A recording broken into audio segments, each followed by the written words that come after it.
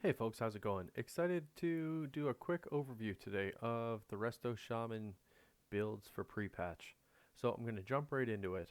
As far as single target goes, there's not a ton of changes here. So as far as rating is concerned, you're actually just going to change your talents based on kind of the adjustments that we've seen to the spec overall as we transition in away from the BFA talent tree.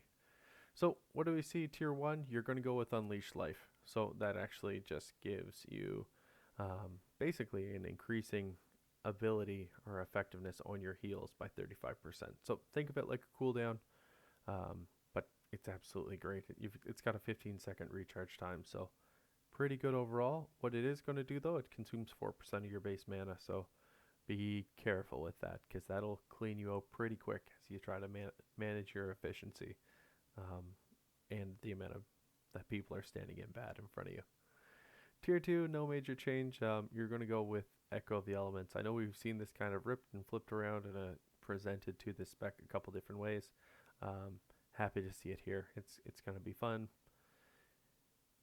What we see with Tier 3 is actually what I think is almost a necessity.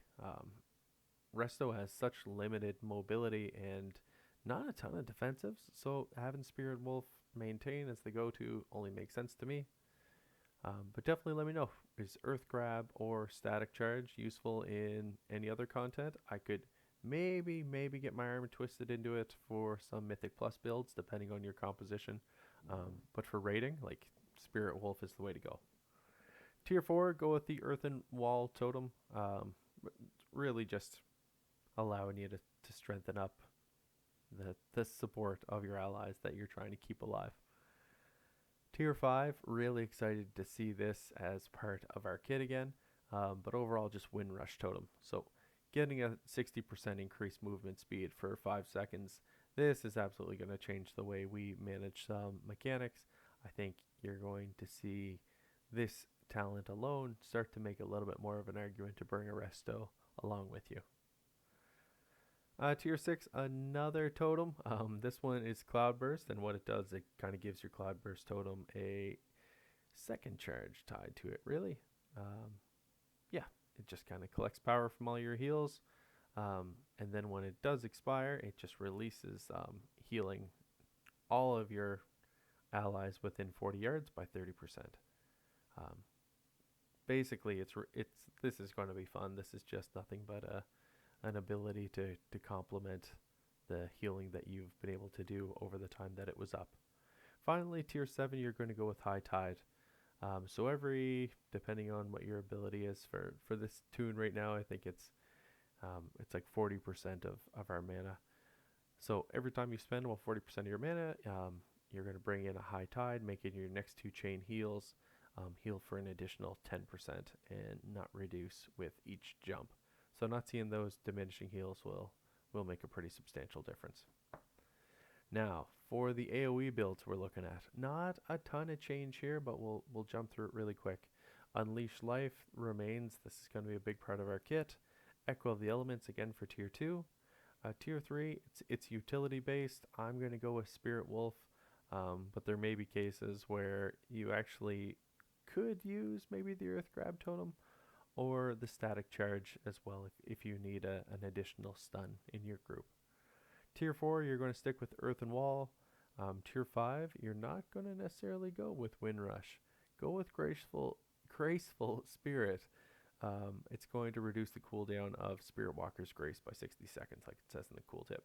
That's huge, and you're still actually able to maintain your increased movement speed, which is always important for my slightly slow moving troll here.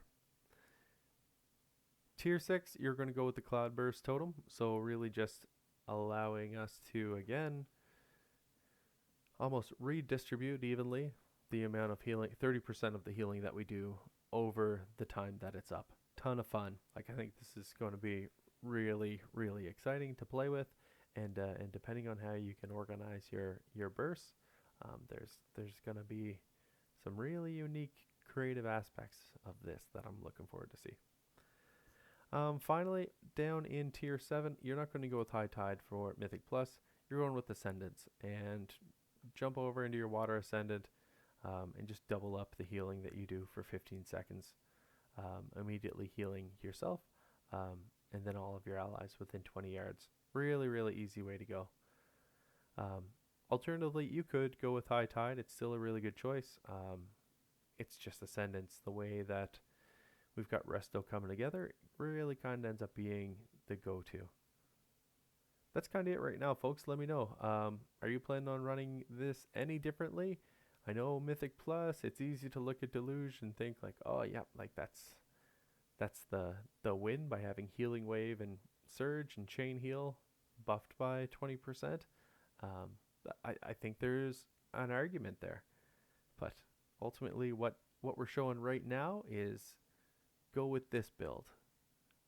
Alternatively, if you don't like this build and you're looking for maybe something a little more passive, just combine the Deluge with Flash Flood, and that again you're just jumping in between passives. It'll make it a little bit easier if you're new to Resto, and you shouldn't see a massive drop off of your healing per second.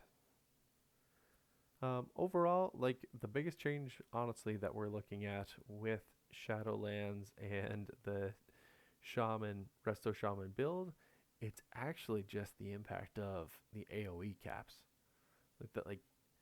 Almost the unlimited AoE and the chain heals is what pulled me over to play with Resto as a healer.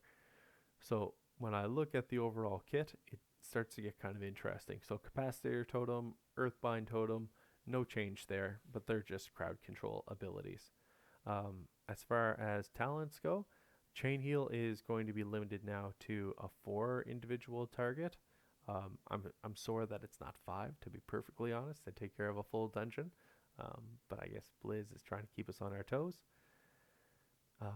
Yeah, ultimately, when you do progress, if you opened it up right now in the pre-patch at level 50, the tooltip will actually tell you that it's 3. But once you get above level 58 and get your rank 2, you'll see that the target cap has actually increased to 4, which makes Chain Heal still competitive. Chain Lightning is reduced to a 3 target damage. Healing Rain has a 6 target cap, which is, I think that's manageable. The Healing Tide Totem is uncapped. The Spirit Link Totem is uncapped. The Astral Protection Totem is uncapped. The Earth Wall Totem is uncapped. But then you get, again, into some tapped talents, right? So Downpour is capped at 6. Surge of Earth is capped at 6. I know we haven't necessarily created a case for you to use either of those yet, but it's something to keep an eye on. The Cloudburst Totem is capped at 1, which is kind of substantial if you're looking at this that way. And ultimately that replaces your Healing Stream Totem, so keep that in mind. And then the benefits of Ascendance really only directly impact you outside of what gets distributed among your allies within 20 yards. So a ton of cap changes. It's something you will really notice as you start to run, in particular the dungeons that you see. Mechanic wise, we're pretty much the same. Just skill wise, this adjustment to the amount of AoE targets is going to be the major thing that we have to necessarily change. That being said, for Resto overall, like we actually had caps on our Chain Heal and our Chain Lightning previously. We just didn't have the oodles of YouTube and Wowhead and Icy Vein articles out there speaking about them all the time. So it may feel like we've capped the heck out of this. Honestly, Resto is still competitive for a heal, and based on some of the talents we've seen, particularly around the Windrush Totem, I think you'll actually see the desire or need for Resto to be pretty high. So yeah, that's it. Let me know. Do you like the changes we've seen with the talent trees? Are you excited about some? Or are there a couple talents here you're planning on using that I didn't cover? And where are you looking to apply them? In raiding, in open world content, on single target, and Mythic Plus? Drop down in the comments. Let me know what you think is going to be fantastic. Let me know what you think is going to leave a lot to be desired. And we'll have a little bit of fun here over the next little bit. Drop it down in the comments. Let me know what you feel like taking on, and I will do my best to get back to you. If you've got any questions about any of the content, again, let me know, and I will be in touch with you soon. Thanks for taking the time to watch, folks. We will speak to you shortly. Bye-bye.